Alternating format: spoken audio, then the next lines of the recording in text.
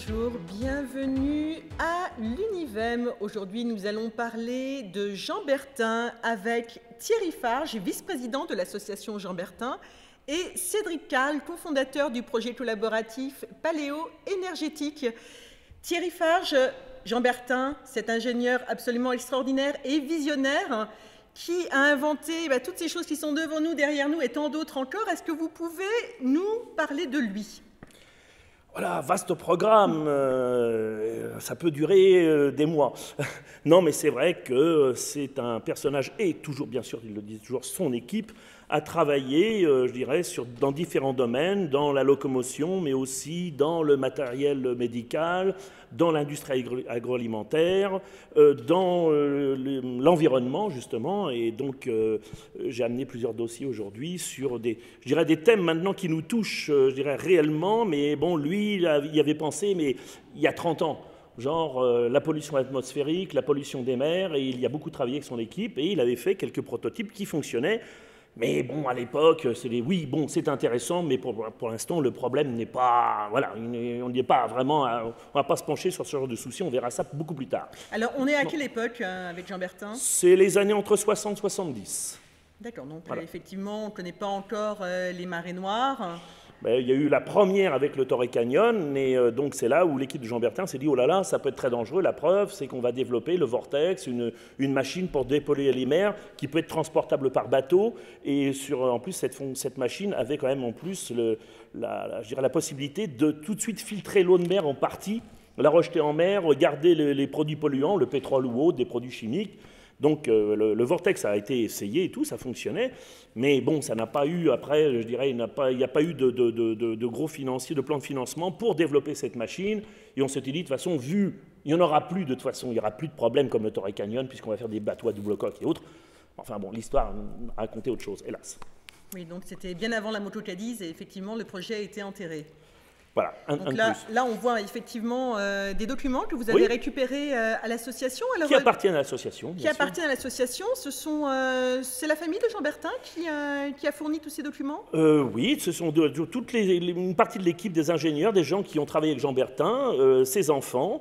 D'ailleurs, Philippe Bertin est notre président, il y a Michel Bertin, il y a Françoise Lambert, Daniel Hermis, Daniel Janot. Tous ces gens-là sont soit de gens de la famille de Jean Bertin, soit sont des grands collaborateurs, des ingénieurs qui ont travaillé sur tous ces projets. Alors, Cédric, le Vortex, est-ce que vous en aviez déjà entendu parler ? Alors moi, j'ai absolument... j'ai plusieurs fois fait des recherches sur Jean Bertin, forcément, parce que c'est quand même un grand inventeur français. Et tout ce qu'il a fait autour, c'est complètement masqué par l'aérotrain, qui était aussi un projet tellement fameux qu'il a fait de l'ombre à tout le reste.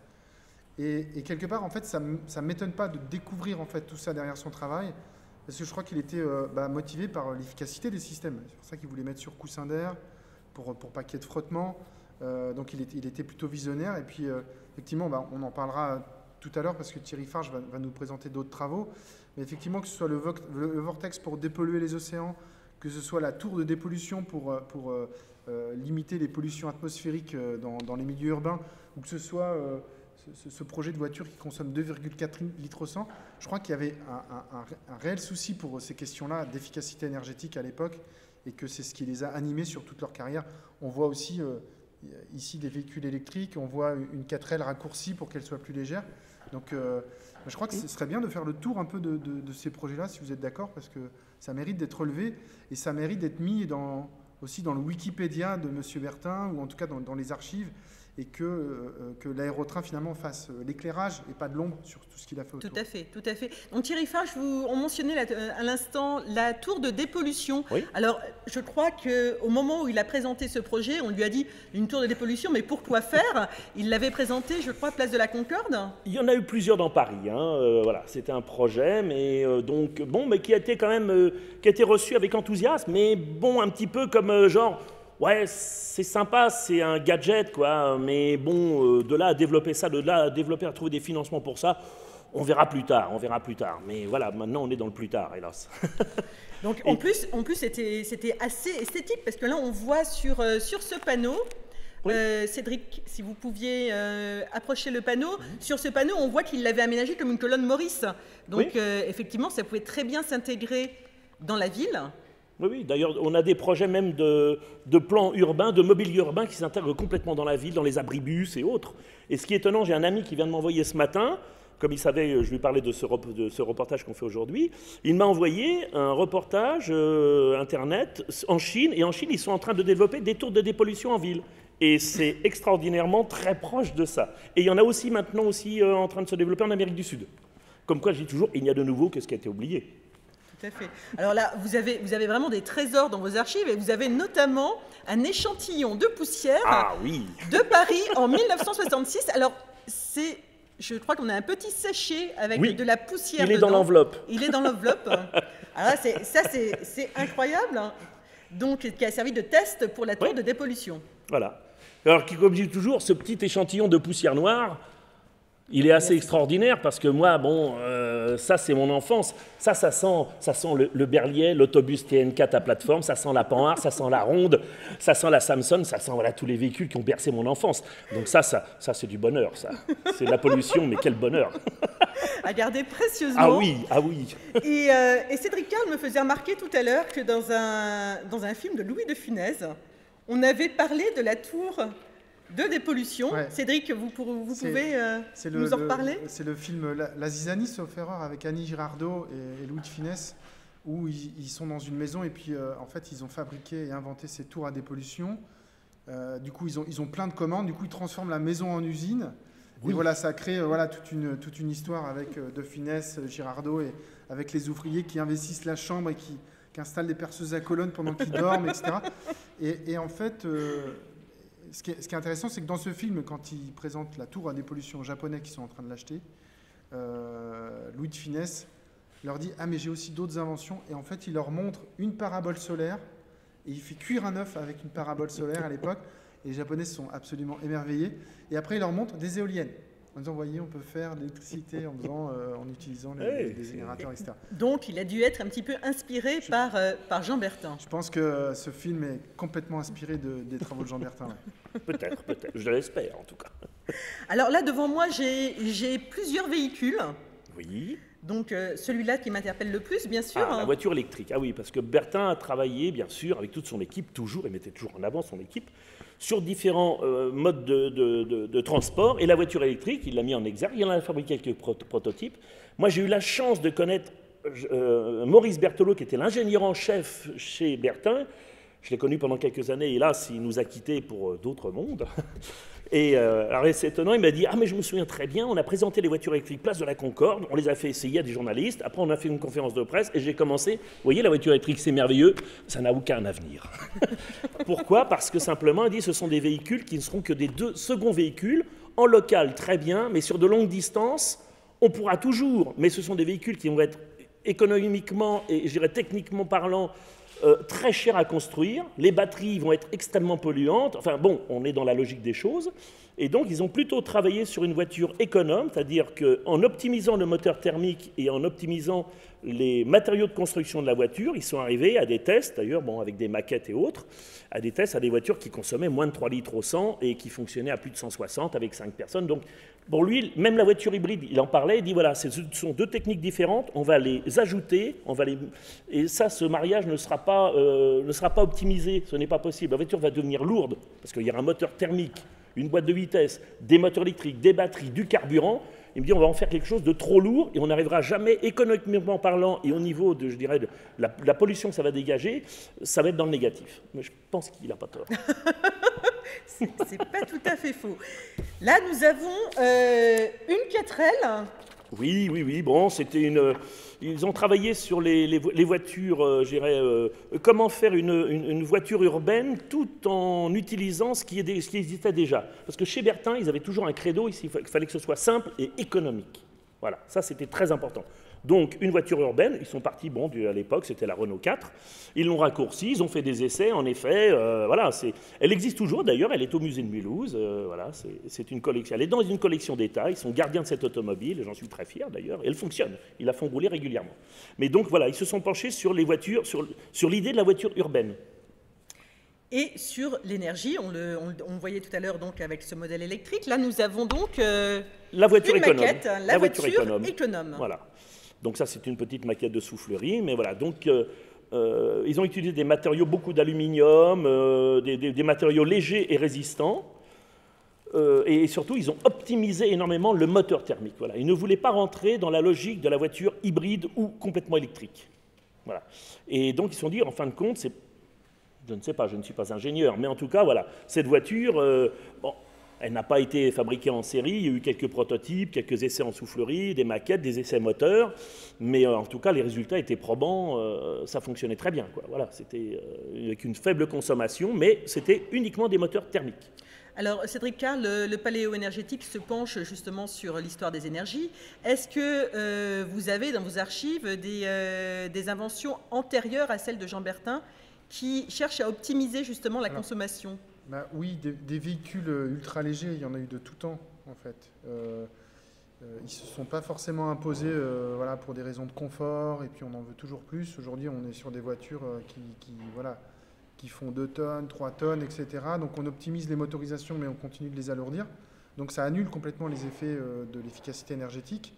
Là, sauf erreur, en fait, j'ai vu les petites docs techniques, on est sur un véhicule qui fait 650 kg. Et là, c'est le secret de sa consommation faible. Ce n'est pas la motorisation, c'est la légèreté du véhicule.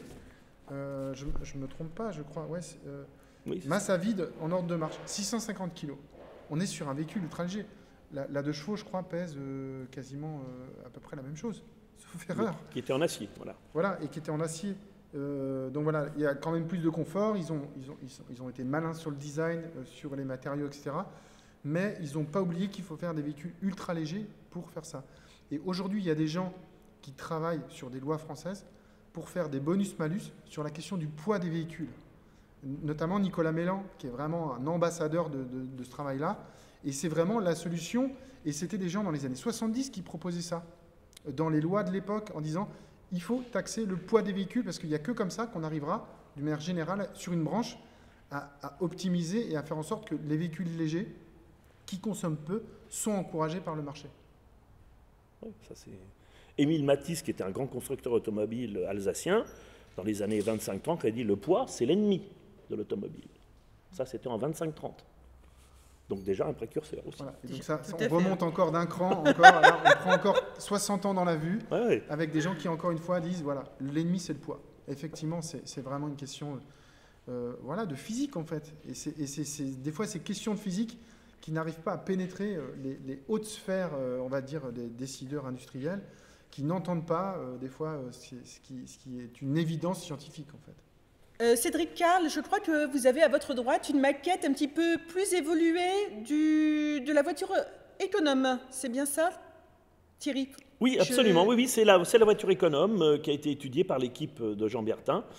Et bon, c'est la maquette plus évoluée que la petite maquette de soufflerie, avec les implantations des vitrages et autres. Bon, elle a encore un petit peu un look de voiture de Batman, ce qui est normal, c'était à l'époque. Oui, mais enfin, je trouve que c'est extraordinairement moderne. Voilà, au niveau du design, très futuriste.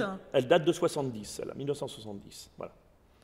Le petit aileron pour la vitesse, elle montait à combien ? Elle était censée monter aux alentours de 180 km/h en consommant, je crois, moins de 4 litres au 100, quelque chose comme ça, suivant le petit détail technique. Je ne le connais pas par cœur. Mais voilà, c'était quelque chose voilà, de très étudié en tout cas. Voilà, c'était un moteur thermique optimisé au maximum, une boîte de vitesse optimisée au maximum, des trains de roulement donc avec des procédés anti-friction parce que chaque frottement, bien sûr, a tendance plutôt à ralentir le véhicule et à créer des échauffements et de la consommation en plus. Donc le moindre détail était étudié, quoi. Et aucun constructeur ne s'est intéressé à cette invention ? Non, parce que je pense que c'est quelque chose qui était encore très en marge je dirais, des grands classiques des constructeurs. Bon, il y avait d'autres ingénieurs qui travaillaient aussi sur d'autres projets à l'époque, il ne faut pas oublier non plus. Mais voilà, le projet avait été largement étudié. Bon, il n'y a pas eu de débouché réellement chez les constructeurs. Oui, elle avait des suspensions en matériaux composites, voilà. Il y avait beaucoup de carbone, il y avait beaucoup de produits très modernes pour l'époque. Tout à fait, oui. Et à l'époque, Jean Bertin, il officie sur Paris, c'est ça? Ses ateliers sont sur Paris? Plaisir. À Plaisir, d'accord. À Plaisir, oui. Alors, avant que nous déplacions vers l'aérotrain, je suis tombée sur ce schéma des tours de Dépollution intégrée dans la ville, c'est juste incroyable. Hein. Alors, si Cédric, vous pouviez m'aider. Ils appelaient Voilà. ça les tours anti-pollution. Voilà. Donc là, on voit vraiment que ça s'intègre Voilà. très très bien dans le paysage urbain. Vous pouvez l'intégrer dans les abribus, dans les éclairages. Voilà, c'était un petit peu un projet de l'époque. Mais alors justement, Maurice Berthelot aussi m'a expliqué, il me dit, bon, c'est bien justement de penser à la dépollution des grandes villes et autres, mais avant tout, il faut éviter de polluer. Ça nous éviterait de réfléchir sur ce sujet. Je ne peux être que d'accord avec Ça, Thierry mais Favre Maurice Berthelot, c'est pas de moi, c'est de Maurice Berthelot. et avec Berthelot. Voilà. Ah oui, parce que finalement, Évitons de là, polluer. là avant. on est sur effectivement un pansement, alors qu'on peut éviter de se couper. Et puis Voilà. ça fait penser un petit peu au dispositif de géo-ingénierie. Donc on imagine des immenses usines et machines qui vont aller capter le CO2, alors que de l'autre côté, on fait un peu n'importe quoi. Donc effectivement, il vaut mieux penser en amont et puis plutôt prévenir que guérir. Donc Voilà. effectivement, bien sûr, il y a une pollution qu'il faut traiter dans les villes, mais il faut la traiter à la source, quoi, Ben oui. plutôt qu'en bout de chaîne, effectivement. Parce que me dit que tout ça coûte très cher et quelque part de faire des systèmes pour dépolluer, ouais, mais pour les construire, ben, on pollue. Non, puis on est dans une inefficacité, c'est-à-dire que tu prends une pollution, tu la dissipes, pour la reconcentrer et la recapter et tout, c'est complètement anecdotique en fait. Oui. Donc on est sur des systèmes peu efficaces. Alors l'environnement était une préoccupation majeure de Jean Bertin. Oui, oui, oui. C'est étonnant pour l'époque. Oui et non, parce que Jean Bertin et son équipe étaient avant tout des gens qui travaillaient avec 30 ans d'avance. Donc quelque part, pour eux, c'était une réflexion tout à fait normale. Voilà, d'ailleurs, c'est ce qui leur a fait beaucoup de tort, d'ailleurs. Je pense toujours à Radioscopie, l'interview de Jacques Chancel de Jean Bertin, et il commence et dit, voilà, je suis ravi de vous recevoir à Radioscopie, monsieur Jean Bertin, vous aurez toujours un grand problème dans votre vie, et vous serez toujours l'homme de demain. Et voilà, c'est tout, il a mis le doigt là où ça fait mal. Justement,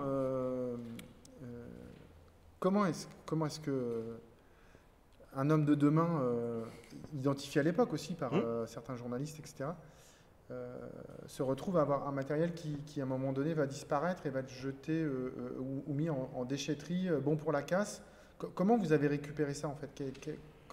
Quel a été le... Ah oui, alors parce qu'effectivement, l'aérotrain, c'est une longue histoire. Oui. Alors on va peut-être déjà prendre Ouais, mais l'histoire. sauvons ce patrimoine. Comment non, est-ce mais qu'on sauve un patrimoine? Alors comment oui. Parce qu'il n'y a pas que Bertin, Tout il y à en a fait. plein d'autres. Tout à Oui, fait. bien Tout sûr. à fait. Notre recherche paléoénergétique montre qu'il y a aujourd'hui des choses qui tombent dans des garages, dans des endroits, chez des collections privées, et que c'est un patrimoine énergétique national, et qu'il faut le garder, et qu'il faut le valoriser, et qu'il faut le conserver pour le transmettre aux générations futures. Et moi, je trouve absolument touchant que M. Farge porte à lui seul, avec l'association, bien Oui. sûr, Je ne fais pas un ça tout projet seul, comme c'est ça. impossible. et qui donne des moyens, qui demande de documenter tout ça, peut-être de digitaliser tout ça. À un Bien moment sûr. donné, est-ce que ça peut être digitalisé par la BNF et que ça reste à jamais en fait propriété partagée, commune de l'histoire énergétique et des grands inventeurs français. Et voilà, comment vous avez sauvé ça? C'était en train d'être détruit, c'était jeté, vous êtes arrivé avec un camion, vous avez tout Ça remonte, je sais pas, je devais avoir quoi, 12 ou 13 ans, et j'étais abonné à une petite revue de science-fiction où il y avait un héros qui s'appelait Guy Leclerc, qui est une sorte de Superman à la française. Et il était toujours en train de monter dans des engins avec des turbines, des réacteurs, des formes ovoïdes, enfin des sortes de soucoupes volantes. Et puis un jour, je vois Paris Match, et je vois Paris Match, leur couverture, l'aérotrain, le train de l'an 2000, le train sans roue, et je vois l'aérotrain avec cette hélice au-dessus, cette forme complètement fuselée, ultra-moderne. Je dis, mince, ce qui me fait rêver dans mes petits bouquins de science-fiction, ça va exister. Et je me suis plongé, j'ai rencontré quelque part, par le biais des articles, Jean Bertin et son équipe, et je n'ai jamais quitté, j'irai quelque part, ces gens-là. Et à quel moment vous tombez sur ces matériaux-là 97. qui sont entreposés à Orléans, c'est ça? Non, pas du tout. Tout ça était resté à plaisir. La société Bertin et compagnie avait été liquidée et les bâtiments allaient être repris par un syndic et puis vidés de tout ce qu'il y a dedans et mis à quelque part poubellisés, comme il dit le jour. Et il restait Françoise Lambert, l'assistante de Jean Bertin, dans l'immeuble où il y avait quand même 700 personnes qui travaillaient. Il m'a dit voilà, vous arrivez à bon point parce que Dans 3 mois ou 3, je ne sais plus, un délai très court, le syndic reprend le bâtiment et ils mettent tout à la poubelle. Et là, je suis rentré là-dedans et j'ai dit, mais on va rien jeter. Mais Thierry Farge, comment vous êtes arrivé justement à ce moment-là? Vous en avez entendu parler? Ah non, c'est à cause de ma maman. Ah. Grâce. Ou c'est grâce? Je dis toujours à cause parce que j'aime bien. Non, elle savait que je m'intéressais toujours aux travaux de Jean Bertin. Et donc, c'était un reportage sur les toutes premières chaînes câblées. Elle avait enregistré ça sur une cassette. Elle m'a dit, tiens, regarde, j'ai chopé un reportage sur Bertin l'aérotrain, ça va te plaire, c'est ta passion. J'ai pris la cassette, je ne l'ai pas regardée tout de suite. Et bon, un soir où je rentre chez moi, je regarde, bon, je vois les images d'époque que je connaissais, bon, très bien et tout. Et d'un seul coup, il y a un des ingénieurs, Alain Jacques, qui est interviewé devant la carcasse du 02 avec un arbre qui poussait dedans. Je regarde ça, je dis, mais je pensais que tout avait été ferraillé. Je dis, mais ça, c'est où? Le lendemain matin, je téléphone à Candela Productions, qui me dit, ben voilà, on a tourné il y a à peu près 3-4 mois, c'est un plaisir, il y a encore tout, et je crois que tout va être mis à la déchetterie. Et là, j'ai pris mon auto. J'avais une grosse réunion au boulot. Mon grand chef directeur m'a dit, mais ce matin, on a du travail. J'ai dit, non, j'ai rendez-vous avec mon avenir. Et là, j'ai pris l'auto. Et là, j'ai dit, mais non, ça va. Je suis rentré dans les... Tous les bureaux étaient intacts. Vous rentriez, il y avait les armoires, il y avait la salle de réunion avec toutes les maquettes. Il n'y avait pas que les maquettes d'aérotrain. Il y avait les maquettes, la voiture économe. Il y avait tout, les naviplanes, les terraplanes, des armoires entières de films, de tout. J'ai dit, ah mais j'ai téléphoné les copains et on a déménagé 3 semi-remorques. On a tout emmené. Mais tout, ça a été jour, nuit, nous, tout. C'était bon. Vous avez toutes les archives, elles existent. Il y a tout. Et on a. Alors, il y avait l'association des Amis de Jean Bertin a été créée au décès de Jean Bertin par les ingénieurs. Et en fin de compte, après, cette association était tombée en sommeil et on l'a redémarrée avec les anciens collaborateurs. On a tout redémarré et on a tout retrié, tout restauré ce qu'on a pu restaurer. Alors, on a eu, depuis 98, j'y étais encore avant-hier. Voilà. Alors, l'aérotrain détient toujours aujourd'hui le record de vitesse. Oui, sur coussin d'air, rail guidé. Coussin d'air, voilà. Donc près de 400 km/h. Un peu plus même. Je crois qu'officiel, c'est 430, mais après, ils ont poussé jusqu'à 470, mais limité sur une voie de 18 km. Donc, il me dit, fallait freiner quand même. Il me dit, et Daniel Hermis, qui est toujours là... alors ça, voilà, c'est quelqu'un à rencontrer, parce que lui, il était ingénieur en chef et pilote. Donc, il a piloté le 01, le 02, le I-80. Alors lui, c'est nos disques durs, ça c'est pareil. Danielle Jeannot, qui est une femme extraordinaire, était là, elle prenait tous les enregistrements de vitesse, de pression des coussins d'air. Françoise Lambert était l'assistante de Jean Bertin, elle a connu tous ces grands projets, donc ils sont encore tous là, ces gens-là. C'est des disques durs, moi je les rencontre toujours, je suis toujours... Dans ces gens-là, je suis toujours scotché. Alors, on sait que l'aérotrain bénéficiait du soutien du président Pompidou. Oui. Comment le projet a démarré? Est-ce que c'était une réflexion conjointe du président Pompidou et de Jean Bertin, ou c'est Jean Bertin qui est arrivé avec ses maquettes? Alors, en fin de compte, Georges Pompidou était d'ailleurs, au départ, il était Premier ministre d'ailleurs, il n'était pas encore président, je crois. Oui, il était Premier ministre. Et c'était quelqu'un qui était pareil, c'était un grand visionnaire, il était vraiment, il se penchait vraiment sur les projets d'avenir, voilà, et d'un proche futur. Et donc, quand il a commencé à voir les premiers essais du 01, il s'est dit, mince, c'est quand même pas mal, c'est quelque chose d'intéressant. Il a demandé à rencontrer Jean Bertin, et les deux, moi, j'ai la chance de connaître Alain Pompidou, le fils, et il m'a dit, mais tout de suite, les deux sont rencontrés, et là, ça a été... C'était fusionnel, quoi. Et donc, voilà, il a dit, mais non, vos projets, le train à grande vitesse, c'était les premiers, d'ailleurs, à dire, il ne disait pas TGV, il disait train à grande vitesse. Jean Bertin partait d'un principe, il dit, comme on ne peut pas diminuer les distances entre les grandes villes, eh bien, on va diminuer le temps de voyage. Donc, il faut faire des trains à grande vitesse. Et à l'époque, la SNCF avait le Capitole et le Mistral, et il s'était dit, de toute façon, bon, c'est bien votre projet, mais bon, les usagers ne demandent pas à faire un Paris-Lyon en moins de 5 heures, ça ne sert à rien. Les machines fonctionnent très bien. Et c'est vrai que les machines fonctionnaient très bien. Et là-dessus, le service SNCF était irréprochable. Ça, il ne faut pas leur lancer la pierre, ça c'est sûr. Alors, on va s'approcher de l'aérotrain pour le regarder d'un petit peu plus près.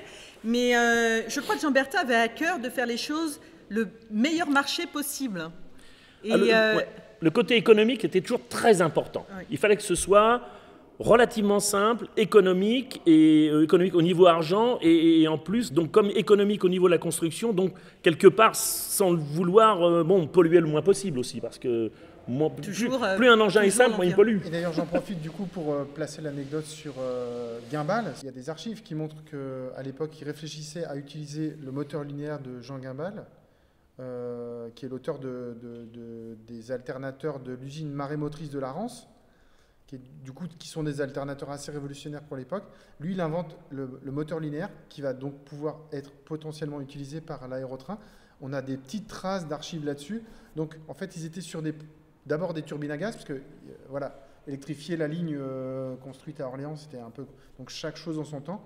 Je pense qu'au début, ils étaient vraiment sur le coussin d'air, la légèreté, etc.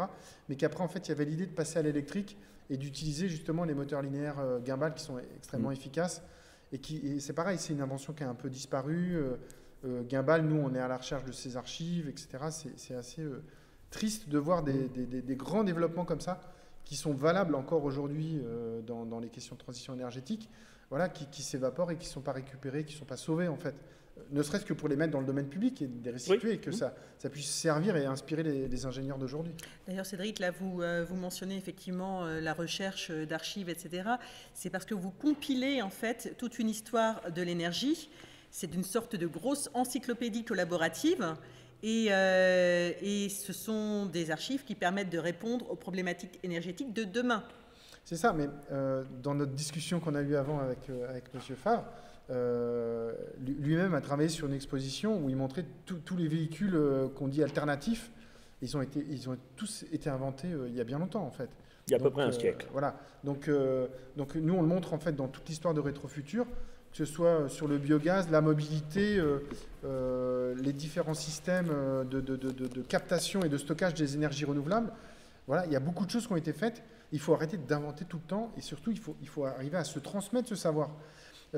On a été cité il y a quelques jours par Navi Raju, qui est le grand innovateur et inventeur de la question d'innovation frugale, qui est dans la Silicon Valley aux États-Unis.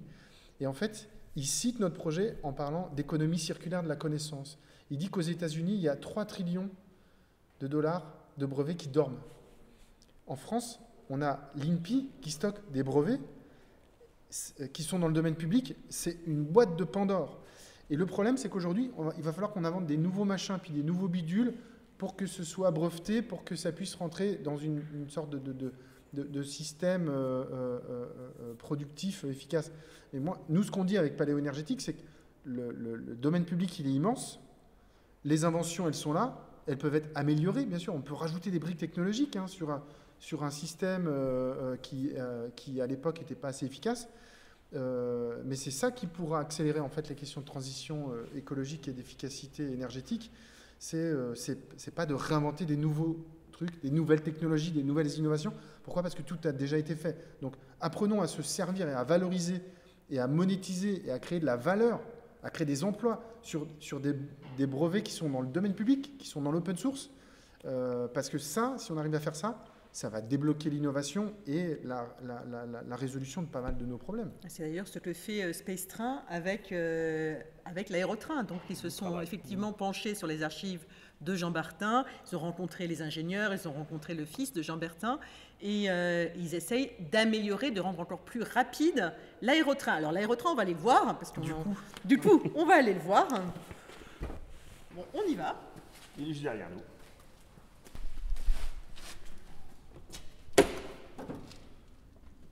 Ah oui, alors ça, c'était le poste de pilotage. Hein. Oui, enfin, ça ne se pilote pas parce qu'il était guidé par un rail. C'est comme il n'y a pas de pilote de train. C'est le rail qui guide la machine. Donc là, quelque part, c'est quelqu'un qui lance la propulsion, la sustentation, qui surveille le bon fonctionnement et qui règle le freinage, le retournement de la machine sur la plateforme de retournement. Voilà. Mais en aucun cas, on ne le pilote pas parce qu'on ne dirige pas. C'est le rail. C'est quand même c'est le même principe qu'un train, mais sauf qu'il n'a pas de roue. Donc, on parlait d'économie de fabrication. Et donc là, on peut voir en fait plein d'éléments de récupération. Oui, parce que le 01 a été construit toujours dans cette idée un peu d'économie. Donc, on prenait un peu des matériaux quelque part sur les étagères des fournisseurs. Donc là, on a une poignée de 2 chevaux. Voilà. On a des sièges de Citroën DS. Voilà. On a des compteurs de vitesse de différents engins. Alors, il y a des compteurs dans l'aéronautique, mais aussi des compteurs d'automobile. Et la sustentation était assurée avec 2 moteurs de Renault 8 Gordini, parce que le rapport poids-puissance, on avait un petit moteur relativement léger qui développait 100 chevaux, qui était vraiment, et en plus un excellent moteur, parce que quand même il a fait ses preuves dans beaucoup de courses. Tout à fait, tout à fait. Ah oui, oui, oui. Donc voilà, le rapport poids-puissance de ce moteur était assez extraordinaire, en plus il est solide. Et on a une hélice. Alors il était propulsé d'avion. Voilà, par un petit moteur d'avion. C'est un moteur, c'est un 6 cylindres d'avion de tourisme. Voilà, c'était pareil, récupéré dans les étagères. Voilà, c'était. Il faut dire que voilà, ils ont hésité peut-être aussi à beaucoup investir parce qu'ils ne savaient pas vraiment comment allait se comporter la machine. Il ne faut pas oublier qu'à l'époque, il n'y avait ni ordinateur, rien. C'était le petit cahier, gomme, crayon et règles à calculer et les pages d'algèbre. Donc c'était très théorique. Voilà. Et les premiers essais ont été merveilleux. Mais la première passagère du premier essai du 01, c'est Françoise Lambert, qui était l'assistante de Jean Bertin. Elle regarde un souvenir. Ben voilà, c'était... Alors là, on a un compartiment, là, juste là. On va aller voir à l'intérieur. Alors là, Thierry, on a un compartiment. Il y avait combien de passagers qui rentraient dans ce compartiment? 4 passagers, voilà, c'est ça. Et à chaque fois, bien sûr... il y avait des invités, il y avait aussi bien des hommes politiques, des officiels, des techniciens et même des gens quelque part qui étaient invités, des locaux. Et donc voilà, il y a beaucoup de gens qui se souviennent de l'aérotrain, même surtout le I-80 d'Orléans. Alors là, il emmenait à chaque voyage 80 personnes. Mais il y avait des journées officielles et il y avait des journées vraiment des gens d'Orléans, de la région qui étaient invités à faire un voyage en aérotrain. Et à 450 km/h, les gens n'avaient pas peur ? Non, tous les gens, tous les témoignages, les gens se sont dit mais c'était assez fabuleux parce qu'on ne s'apercevait à peine, bon on voyait le paysage défiler, mais si on ne regardait pas le paysage, on ne savait pas trop si on avait démarré ou... Voilà, c'était vraiment... Tellement c'était confortable au niveau des suspensions, voilà, et ça. Oui, incroyable. Faut dire que voilà, on vole, attention, on vole à quelques centimètres du rail, on ne touche pas le rail, donc on est en sustentation, vraiment. Et il faut dire aussi qu'il n'y a absolument aucun risque d'accident, puisque justement comme on est en sustentation, quand il n'y a plus d'énergie, boum, ça s'arrête. C'est indéraillable. D'ailleurs, à l'époque, on ne savait pas, peut-être parce qu'ils se sont dit, bon, ben voilà, l'aérotrain d'Orléans à 430, 470, on ne sait jamais vraiment ce qui peut se passer à cette vitesse-là. Donc, ils ont fabriqué un petit prototype qu'ils appelaient le supersonique. Donc, c'était une petite cage sur coussin d'air, sur un rail qui devait, je crois, c'est entre 8... enfin, il y a eu plusieurs essais entre 200 et 800 mètres. Et donc, à un moment donné, ils ont fait des tests. Et à un moment donné, ils l'ont sacrifié, ils ont mis un capteur de vitesse en bout de rail, ils ont mis les réacteurs en route, ils ont propulsé le prototype dans un tas de sable, et le capteur a enregistré en sortie de rail 1300 km/h. Donc, ils se sont dit, on a de la marge. Alors là, on voit un panneau... panneau d'époque. Un panneau d'époque, alors on va peut-être le tenir... Donc voilà, donc a parcouru plus de 30 000 km et transporté plus de 7 000 personnes. Donc l'expérimental 01, c'est celui-ci voilà, qui est devant nous. Et juste à côté, on a donc le 02. Le 02 qui, lui, par contre, était là vraiment un laboratoire pour tester la haute vitesse, les systèmes de freinage, l'enregistrement du bruit des propulseurs. C'était pour répondre au cahier des charges, parce que bon, on travaillait un petit peu quand même en parallèle avec la SNCF, hein.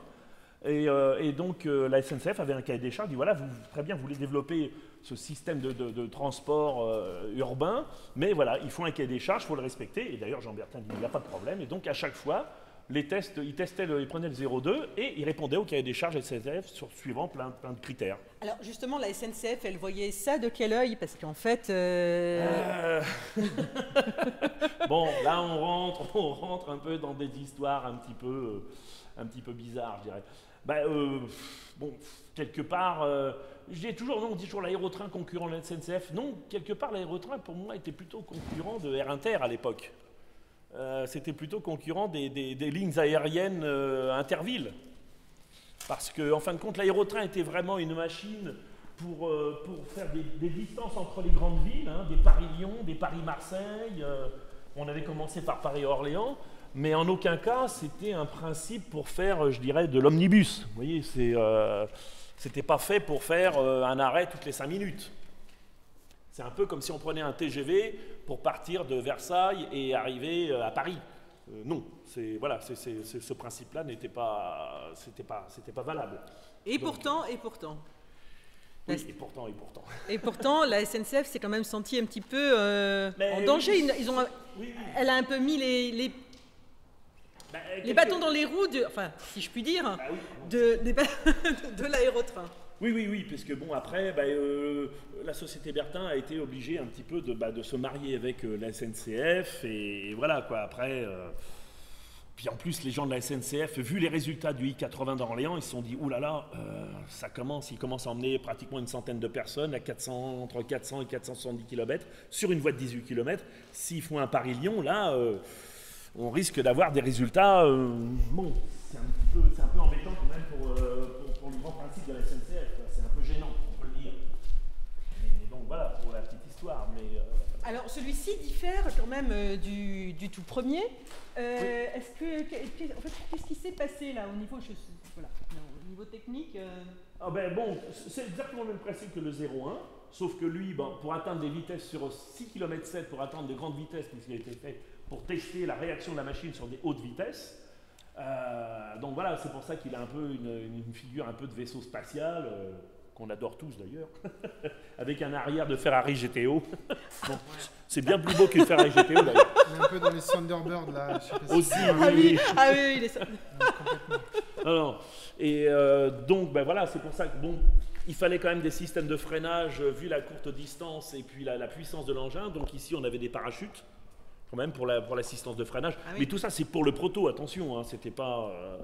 Et sinon, le freinage vraiment sur la voie se faisait avec, comme un système de vélo. En fin de compte, il y avait un vérin qui serrait le rail avec des cales en bois. C'est exactement le même système que les freins de vélo. Je me disais, mais à quoi ça servait ? C'est exactement le même système que les freins de vélo. Bon, un peu plus puissant.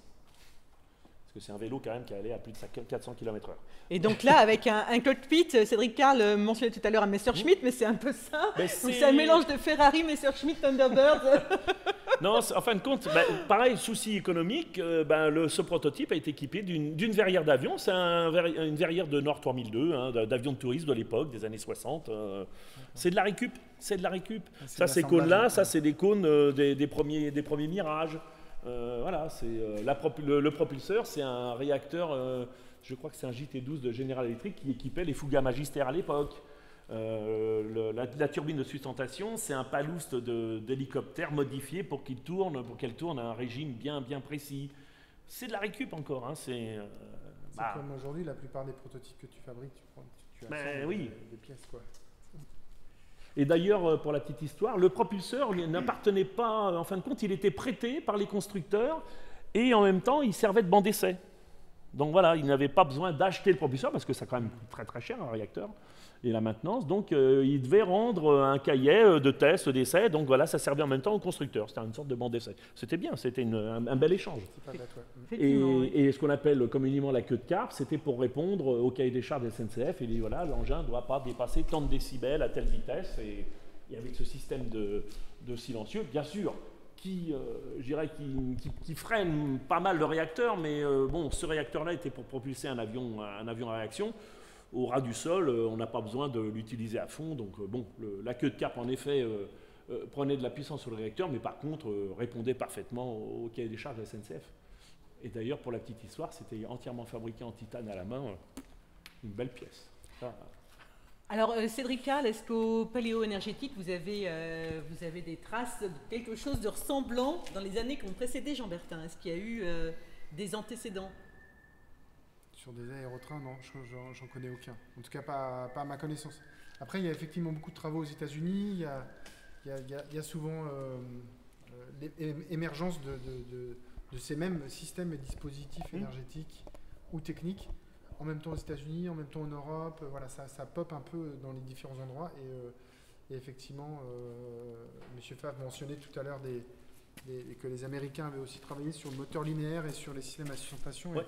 C'est pas du tout étonnant qu'à l'époque, il y a un peu une course technologique aussi sur le zéro frottement, en fait, parce que finalement, ça permet après de juste pas utiliser d'énergie et d'obtenir des vitesses très, très, très, très performantes.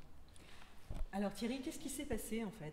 Parce qu'en fait, il fonctionnait, l'aérotrain. Ah, il fonctionnait, oui, très bien. Il fonctionnait même très très bien, jamais un accident. Il a transporté... Non, il y a eu des pannes comme tous les prototypes. Bien sûr, il y a eu des bien pannes sûr. moteurs, notamment Daniel Hermis m'a toujours raconté cette belle histoire. Ils étaient en train de faire un essai avec le gros d'Orléans, le 30 mètres de long, 22 tonnes, une merveilleuse machine avec une superbe hélice fantastique d'ailleurs qui était fabriquée par Atier. Ils l'ont toujours d'ailleurs, à la fin du programme ils l'ont démonté, ils l'ont dans leur musée. C'était la première hélice en matériaux composites, à pas variable. Donc c'était en plus, quelque part, encore une prouesse technique. Et donc un jour la machine, il était en bout de voie et bon, problème de propulsion, c'est ça, je crois qu'il y avait un problème dans la propulsion d'hélice. L'hélice s'est arrêtée, il était toujours en sustentation. Il a mis, heureusement, dans la région d'Orléans, il y a pas mal de vent, il a mis les pales d'hélice complètement, je dirais, perpendiculaires à la machine.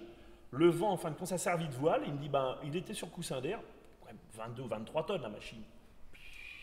Hop, ça l'a emmené au ralenti à quelques kilomètres heure. Il dit, je suis arrivé à la gare uniquement propulsé par le vent. C'était drôle. Oui, il y avait besoin de peu d'énergie, quoi.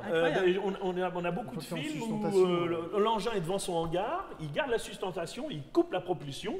Grosse machine, Et le 32 pousse mètres à de long. l'avant. Ils sont à deux, il y en a un qui le dirige comme ça. Et il fallait une poussée de 20 kg pour le déplacer. 20 kilos, waouh, c'est peu. Et on a des films où on voit le 0,2 en sustentation et il y a un des machinistes qui le prend de l'avant comme ça à la main et il le promène comme ça.